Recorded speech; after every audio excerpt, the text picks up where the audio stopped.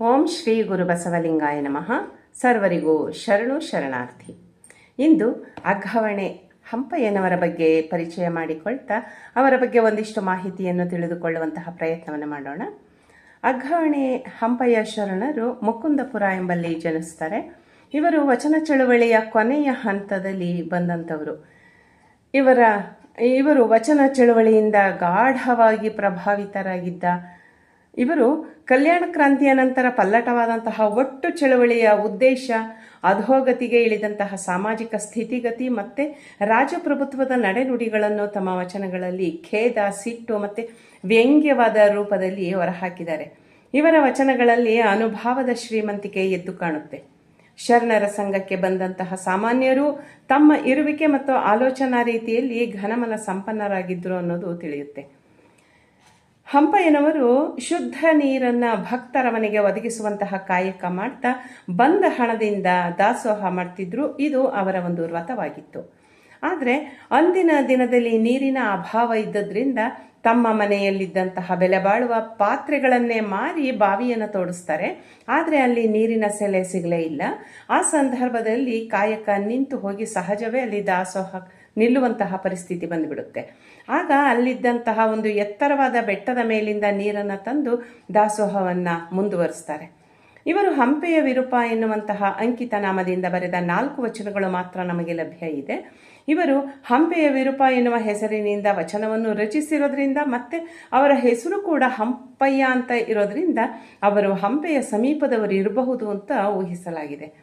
ಇವರು ಪೂರ್ವಾಶ್ರಮದಲ್ಲಿ ಹಂಪೆಯ ವಿರೂಪಾಕ್ಷ ದೇವರ ಆರಾಧಕರಾಗಿದ್ದರಿಂದ ಇಷ್ಟಲಿಂಗದ ದೀಕ್ಷೆಯಾದ ನಂತರ ಪೂಜಿಸುವಂತಹ ಇಷ್ಟಲಿಂಗಕ್ಕೂ ಹಂಪೆಯ ವಿರೂಪ ಅಂತಲೇ ಕರೆದು ಆ ಹೆಸರಿನ ಅಂಕಿತದಿಂದ ವಚನಗಳನ್ನು ರಚನೆ ಮಾಡಿದ್ದಾರೆ.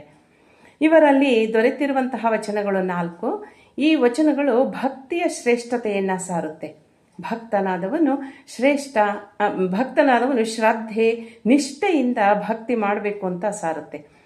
2 ವಚನಗಳಲ್ಲಿ ಶಿವನಾಮ ಸ್ಮರಣೆಯ ಮಹತ್ವವನ್ನು ತಿಳಿಸಿದರೆ ಮತ್ತೆರಡು ವಚನಗಳಲ್ಲಿ ಪಂಚಾಕ್ಷರಿ ಮಂತ್ರದ ಮಹತ್ವವನ್ನು ತಿಳಿಸುತ್ತೆ. ಅವರ ವಚನಗಳನ್ನು ನೋಡೋಣ.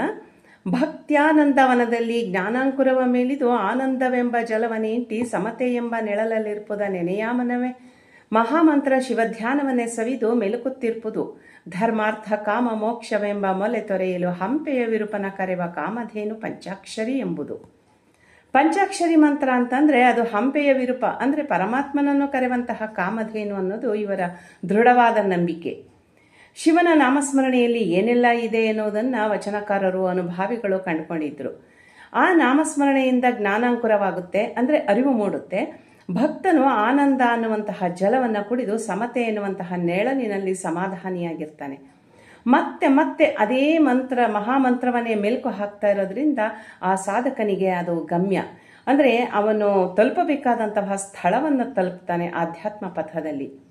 ಆ ಮಹಾಮಂತ್ರವನ್ನು ಕಾಮಧೇನು ಅಂತ ಭಾವಿಸಿದ್ರು. ಆ ಮಂತ್ರದಿಂದ ಏನು ಬೇಕಾದರೂ ಸಾಧಿಸ್ಬೋದು. ಬೇಡಿದ್ದನ್ನೆಲ್ಲ ಕೊಡುವಂತಹ ಪಂಚಾಕ್ಷರಿ ಮಂತ್ರ ನಮಃ ಶಿವಾಯ ಮಂತ್ರ ಬೇಡಿದ್ದನ್ನೆಲ್ಲ ಕೊಡುವಂತಹ ಕಾಮಧೇನು ಎಂದು ಆ ಮಂತ್ರದ ನೆರಳಿನಲ್ಲಿ ತಮ್ಮನ್ನು ತಾವು ಅರಿತುಕೊಂಡು ನಿಜದಲ್ಲಿ ಒಂದಾಗುವಂತಹ ಮೂಲಕ ಭಕ್ತಿ ಮಾರ್ಗದಲ್ಲಿ ಸಾಗುವ ಬಗೆಯನ್ನು ಮನವರಿಕೆ ಮಾಡಿಕೊಡ್ತಾರೆ. ನಿಷ್ಕಾಮದಿಂದ ಸಾಧನೆ ಮಾಡ್ತಾ ತಾನಾರೆಂದು ತನ್ನ ನಿಜದರಿವಿನಲ್ಲಿ ಬೆರೆತು ನಿಜಾನಂದದ ನಿರ್ಮಲವಾದ ನೀರನ್ನು ಕುಡಿದು ಬಾಹ್ಯದ ವ್ಯವಹಾರದಲ್ಲಿ ಸಮತೆಯನ್ನು ಸಾಧಿಸಿ ಎರಡಳಿದು ಒಂದಾಗಿ ಆ ಒಂದರಲ್ಲಿ ತಾನಾಗದನ್ನು ಸಾಧಿಸ್ಕೋ ಅಂತ ತಿಳಿಸ್ಕೊಡ್ತಾರೆ. ಪರತತ್ವ ಸ್ಥಿರತೆಯಲ್ಲಿ ಯಾವಾಗಲೂ ಮನದಲ್ಲಿ ಮಹಾಮಂತ್ರದ ಮನನವನ್ನು ತುಂಬಿಕೊಂಡು ಶಿವಧ್ಯಾನದ ಸವಿಯನ್ನು ಸವಿತಾ ನಿಜಾನಂದದ ಸುಖವನ್ನು ಸುಖಿಸುತ್ತಿರಬೇಕು. ಆಗ ಧರ್ಮ, ಅರ್ಥ, ಕಾಮ, ಮೋಕ್ಷಗಳೆಂಬ 4 ಮೊಲೆಗಳಲ್ಲಿ ಅಂದರೆ 4 ಸ್ಥಿತಿಯಲ್ಲಿ ಪರಿಪಕ್ವತೆಯನ್ನು ಹೊಂದಿ ಆತ್ಮಾನುಭವ ತುಂಬಿ ಹರಿಯುತ್ತೆ ಅಂತ ಹೇಳ್ತಾರೆ. ಇನ್ನು 2ನೆಯ ವಚನವನ್ನು ನೋಡೋದಾದರೆ ವಿಪುಲ ವೇದಾಂತ ಸಾರ ಸಕಲ ಲೋಕ ಜನಹಿತಾಧಾರ ಸಪ್ತಕೋಟಿ ಮಹಾಮಂತ್ರಗಳ ತವರು ಮನೆ ಭಕ್ತ ಜನ ಜೀವಾನಂದ ಅಖಿಳಾಗಮ ಸಂತಾನದ ಹರಣ ಮುಕ್ತಿಗೆ ಕಾರಣ ಸೋಪಾನ ಪ್ರಣವಾಂಕುರ ಪಲ್ಲವ ಫಲರೂಪ ತ್ರಿಣಯನೊಲಿಸುವ ಕರ್ಣಾಭರಣ ಹರನ ನಾಮದ ಸಾಕಾರದ ನಿಲುವು ಪರಮ ಪಂಚ ಬ್ರಹ್ಮಾನಂದ ಪರತತ್ವದ ನಿತ್ಯದ ನೆಲೆ ಹಂಪೆಯ ವಿರೂಪನ ತೋರುವ ಗುರು ಪಂಚಾಕ್ಷರಿ. ಪಂಚಾಕ್ಷರಿ ಮಂತ್ರ ಕೋಟಿ ಮಂತ್ರಗಳ ತವರು ಮನೆ. ಅಂದರೆ ಎಲ್ಲ ಮೂಲ ಮಂತ್ರಗಳು ಓಂ ನಮಃ ಶಿವಾಯ ಎನ್ನುವಂತಹ ಮಂತ್ರದಲ್ಲಿ ಲೀನವಾಗಿಬಿಡುತ್ತೆ. ಈ ಮಂತ್ರ ಮುಕ್ತಿಗೆ ಕಾರಣ ಆಗುತ್ತೆ. ಅದಿಲ್ಲದೆ ಹಂಪೆಯ ವಿರೂಪನ ಅಂದರೆ ಪರಮಾತ್ಮನನ್ನು ಕಾಣಲಿಕ್ಕೆ ಸಾಧ್ಯ ಆಗೋದೇ ಇಲ್ಲ. ಈ ಮಂತ್ರ ಪರವಸ್ತುವೇ ಆಗಿದೆ. ಈ ಮಂತ್ರದಲ್ಲೇ ಪರವಸ್ತು ಅಡಗಿದೆ. ವಿಶ್ವದ ಗುರುತ್ವಾಕರ್ಷಣ ಶಕ್ತಿ ಈ ಮಂತ್ರದಲ್ಲಿ ಅಡಗಿದೆ. ವೇದಾಂತಗಳ ಸಾರ ಸಕಲ ಲೋಕದ ಜನರ ಅರಿವಿನಾಗರದ ಹಿತಕ್ಕೆ, ಪ್ರಪಂಚದ ಅರಿವಿಗೆ ಆಧಾರವಾಗಿದೆ ಈ ಪಂಚಾಕ್ಷರಿ ಮಂತ್ರ. 3ನೇ ವಚನ. ಹಂಸಪತಿ, ಗರುಡಪತಿ, ಋಷಭಪತಿ ಮೊದಲಾದ ಸರ್ವ ಜೀವಾಧಿಪತಿ ದೇವರಾಯ ಮಹಾರಾಯನ ಅರಸುತನ ಹೊಸತು. ಓಲಗಕ್ಕೆ ಬಾರ, ಸಿಂಹಾಸನದಲ್ಲಿ ಕುಳ್ಳಿರ, ಸ್ತ್ರೀ ಲಂಪಟನಾಗಿ ಅಂತಃಪುರವ ಬಿಟ್ಟು ಹೊರವಂಡ. ಕಪ್ಪ ಕಾಣಿಕೆಯನ್ನೊಪ್ಪಿಸಿಕೊಂಬುವರಿಲ್ಲ, ಗುರುವೆಂಬ ತಳವಾರನ ಆಜ್ಞೆ ಕಟ್ಟಿತ್ತು. ತೆರೆದ ಬಾಗಿಲ ಮುಚ್ಚುವರಿಲ್ಲ, ಮುಚ್ಚಿದ ಬಾಗಿಲ ತೆರೆವರಿಲ್ಲ. ಹಂಪೆಯ ವಿರುಪಯ್ಯನ ಅರಸುತನ ಕೆಟ್ಟಿತ್ತು, ಭಕ್ತರೆಂಬುವರಿನ್ನೂ ಬದುಕಲೇಬಾರದು. ಈ ವಚನವನ್ನು ಬಹಳ ಬೇಸರದಿಂದ ಹೇಳದಂಗೆ ಕಾಣಿಸುತ್ತೆ ಮೇಲ್ನೋಟಕ್ಕೆ. ಅಂದರೆ ಅಂದಿನ ಲೌಕಿಕರ ಅಂದರೆ ಭವಿಗಳ ಮನಸ್ಥಿತಿಯನ್ನು ನೋಡಿದ ಹಂಪಯ್ಯನವರು ನೊಂದು ಹೇಳ್ತಾರೆ. ಈ ವಚನ ಬಾಹ್ಯಾಡಂಬರದ ಧರ್ಮಾಚರಣೆಯನ್ನು ವಿಡಂಬಿಸುತ್ತೆ. ಈ ಮರ್ತ್ಯದ ಜನ ತಮಗೆ ಸುಖಿಸಬೇಕಾದಂತಹ ಬಾಹ್ಯದ ಸುಖಾನುಭವದ ಇಷ್ಟಾರ್ಥಗಳನ್ನು ದೇವರುಗಳಿಗೆ ಕಲ್ಪಿಸಿ, ದೇವರುಗಳ ದೃಷ್ಟಾಂತದಲ್ಲಿ ತಾವು ಸರ್ವ ಇಷ್ಟಾರ್ಥಗಳನ್ನು ಉಪಭೋಗಿಸುವಂತಹ ಆದ್ಯತೆಯನ್ನು, ಮಮಕಾರತ್ವವನ್ನು, ಬಹುದೇವರುಗಳ ಸೃಷ್ಟಿ ಆರಾಧನೆಯನ್ನು, ಅಷ್ಟವಿಧಾರ್ಚನೆಯನ್ನು ಕೂಡ ಅಗ್ಘವಣೆಯ ಹಂಪಯ್ಯನವರು ಈ ವಚನದಲ್ಲಿ ವ್ಯಂಗ್ಯವಾಗಿ ತಿಳಿಸ್ತಾರೆ. ಬ್ರಹ್ಮ ವಿಷ್ಣು ಶಿವರಿಗೆ ಲಕ್ಷ್ಮೀ ಸರಸ್ವತಿ ಪಾರ್ವತಿಯರನ್ನ ಹೆಂಡತಿಯರನ್ನಾಗಿ ಜೋಡಿಸ್ಬಿಟ್ಟು ಪುರಾಣವನ್ನು ಬರೆದ್ರು. ಅವರನ್ನು ಹೆಂಡತಿಯರ ಮೋಹದಲ್ಲಿ ಕೆಡವಿ ಪರಿತಪಿಸುವಂತೆ ಮಾಡಿಬಿಟ್ರು. ಅದರಂತೆ ಇಂದ್ರ, ಚಂದ್ರ, ವಾಯು, ವರುಣ, ಕುಬೇರ ಇತ್ಯಾದಿ ಜೀವಾಧಿಪತಿಗಳನ್ನು ಸೃಷ್ಟಿಸಿ ಪ್ರಪಂಚದ ಮೋಹದಲ್ಲಿ ಲೋಕದ ಜನವನ್ನ ಕೆಡುಬಿಟ್ರು. ವಿಶ್ವಾತೀತನಾದ, ನಾಮ ರೂಪ ಶಬ್ದಾತೀತನಾದ ಆ ಪರಮ ಮಹಾವಸ್ತುವನ್ನು ಅರಿಯದೆ, ತಮ್ಮ ಸ್ವರೂಪವನ್ನು, ನಿತ್ಯ ಸತ್ಯವನ್ನು ಅರಿಯದೆ ಬಾಹ್ಯ ಬಂಧನಕ್ಕೆ ಒಳಗಾಗಿದ್ದಾರೆ. ತಮ್ಮ ಅನುಕೂಲಕ್ಕೆ ತಕ್ಕಂತೆ ಆಯಾಯ ದೇವರುಗಳನ್ನು ಲೌಕಿಕ ಬಂಧನದಲ್ಲಿ ಸಿಲುಕಿಸ್ಬಿಟ್ರು. ಇವರ ಕಲ್ಪಿತ ದೇವರುಗಳೇ ಮಮಕಾರದಿಂದ ಮುಕ್ತರಾಗಿಲ್ಲ ಅಂತ ಅಂದಮೇಲೆ ಆ ದೇವರುಗಳನ್ನೇ ಬಾಹ್ಯ ವಸ್ತುಗಳಿಂದ ಆರಾಧಿಸುವಂತಹ ಭವದ ಭವಿಗಳೆಂದೂ ಮುಕ್ತಿ ಪಡೆಯಕ್ಕೆ ಸಾಧ್ಯ ಅನ್ನುವಂತಹ ಪ್ರಶ್ನೆ ಹಂಪಯ್ಯನವರದ್ದು. ತಮ್ಮ ಅಧಿಕಾರದ ಪ್ರತಿಷ್ಠೆ ವ್ಯಾಮೋಹದಲ್ಲಿ ಸಿಲುಕಿದಂತಹ ಆ ದೇವರುಗಳು ನಿತ್ಯ ನಿಜ ಧರ್ಮದ ಓಲಗಕ್ಕೆ ಬರಲ್ಲ, ಪರತತ್ವದ ಸಿಂಹಾಸನದ ಮೇಲೆ ಕುಳಿತುಕೊಳ್ಳಲ್ಲ, ಸ್ತ್ರೀ ಲಂಪಟತೆಯಲ್ಲಿ ಮುಳುಗಿ ಅಂತಃಪುರ ಬಿಟ್ಟು ಹೊರಗೆ ಬರಂಗಿಲ್ಲ, ನಿಜವಾದ ಭಕ್ತರ ಭಕ್ತಿಯನ್ನು ಸ್ವೀಕರಿಸೋರಲ್ಲಿ ಯಾರೂ ಇಲ್ಲ. ಇಂಥ ದೇವರ ಹೆಸರಿನಲ್ಲಿ ಪ್ರಾಣಿ ಬಲಿ ಕೊಡೋದು, ದೇವದಾಸಿಯರನ್ನು ಬಿಡೋದು, ಬಾಹ್ಯ ವಸ್ತುಗಳನ್ನು ಅರ್ಪಿಸುವುದು, ವ್ರತ ಅನಿಯಮಗಳನ್ನು ಮಾಡ್ತಾ ಕ್ಷಣಿಕ ಸುಖಾಸಕ್ತರಾದ ಭಕ್ತರು ಆ ಬಂಧನದಿಂದ ಹೊರಬರಲಿಕ್ಕೆ ಬರಕ್ಕಾಗದಷ್ಟು ವಿಷಯಾಸಕ್ತರಾಗ್ಬಿಟ್ರು. ಇಂಥವರಿಗೆ ನಿಜ ಗುರುವಿನ ನಿತ್ಯದರಿವಿನ ನುಡಿಗಳು ನಾಟುತ್ತಾ ಅಜ್ಞಾನದ ಆಸೆ ಆಮಿಷಗಳ ದುರಾಸೆಯ ಬಾಗಿಲನ್ನು ಮುಚ್ಚುವಂತಹ ಗುರುಗಳಿಲ್ಲ, ಅರ್ಚಕರಿಲ್ಲ, ಧರ್ಮಗಳಿಲ್ಲ. ಎಲ್ಲರೂ ಅವರೇ ಅಂದ ಮೇಲೆ ನಾನಾರೆಂಬ ನಿಜದರಿವಿನ ಮುಚ್ಚಿದ ಬಾಗಿಲನ್ನು ತೆರೆಯುವಂಥವರು ಕೂಡ ಯಾವ ಗುರುಗಳೂ ಇಲ್ಲ. ಯಾರೂ ಅಂತಹ ಪರತತ್ವ ಪಕ್ವಿಗಳಾದಂಥವರು ಯಾರೂ ಇಲ್ಲ. ಲೋಕವೇ ಬಾಹ್ಯ ಸುಖ ಲೋಲುಪ್ತವಾಗ್ಬಿಟ್ಟಿದೆ. ಹೀಗಾಗಿ ಈ ಪರವಸ್ತುವಾದ ಪರಶಿವನ ಪರಂಜ್ಯೋತಿ ಪ್ರಕಾಶದ ಮಹತ್ವವನ್ನು ತಿಳಿಯುವವರು ಇಲ್ಲದೆ ಈ ನಿಜ ಧರ್ಮ ಹಾಳಾಗಿ ಹೋಗ್ತಾ ಇದೆ. ಅಂದರೆ ಅರಿವೇ ಮರೆಯಾಗ್ತಾ ಇದೆ.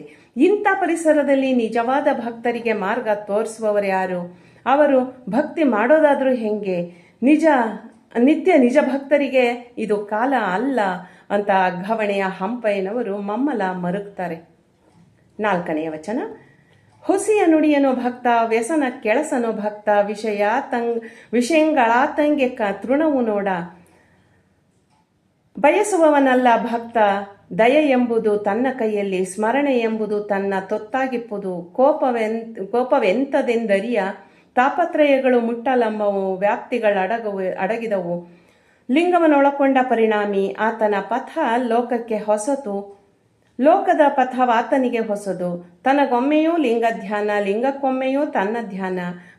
ಘನ ಮಹಿಮೆಯ ಹೊಗಳಲೆನ್ನಳವಲ್ಲ ಪನ್ನಗಧರ ಕೇಳಯ್ಯ ಚೆನ್ನ ಹಂಪೆಯ ವಿರುಪಯ್ಯ ನಿಮ್ಮ ನಂಬಿದ ಸತ್ಯ ಶರಣ ಪರಿಣಾಮಿ. ಈ ವಚನದಲ್ಲಿ ನಿತ್ಯ ನಿಜಭಕ್ತನ ನಿಜತತ್ವದ ಘನತ್ವದ ಸ್ಥಿತಿಯನ್ನ ಅಘಾವಣೆಯ ಹಂಪೆಯ ಶರಣರು ತಿಳಿಸ್ತಾರೆ.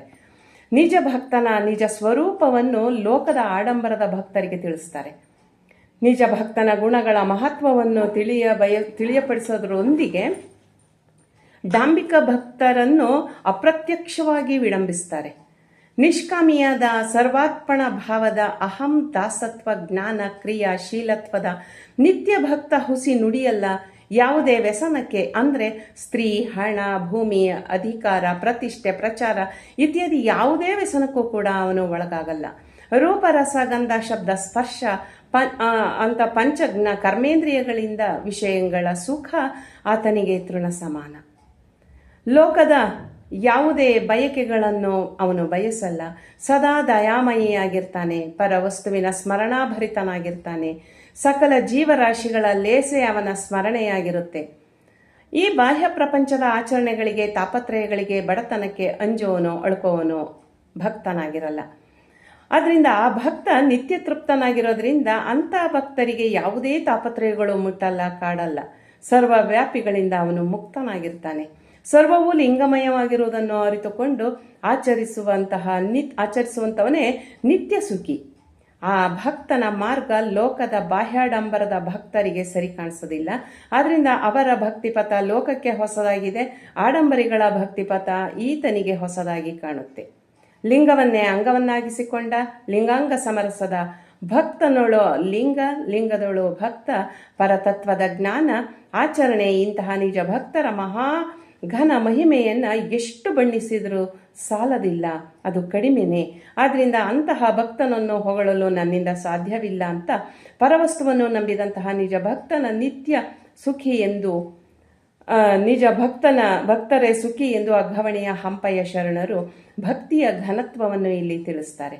ಒಟ್ಟಿನಲ್ಲಿ ಅಘಾವಣೆಯ ಕಾಯಕದ ಹಂಪಯ್ಯನವರು ಕಾಯಕ ನಿಷ್ಠರಾಗಿದ್ದು ನಿಜ ಭಕ್ತರಾಗಿದ್ದು ಬಹುದೇವತೋಪಾಸನೆಯನ್ನು ನೇರವಾಗಿ ಅಲ್ಲಗಳೆಯುತ್ತಾ ಏಕದೇವೋಪಾಸನೆಯನ್ನು ಹೇಳ್ತಾ ಪರತತ್ವದಲ್ಲಿ ಪರಿಪಕ್ವತೆಯನ್ನು ಪಡೆದುಕೊಂಡಿದ್ದಾರೆ ಈ ಹಂಪಯ್ಯ ಶರಣರು. ಶರಣು ಶರಣಾರ್ಥಿ.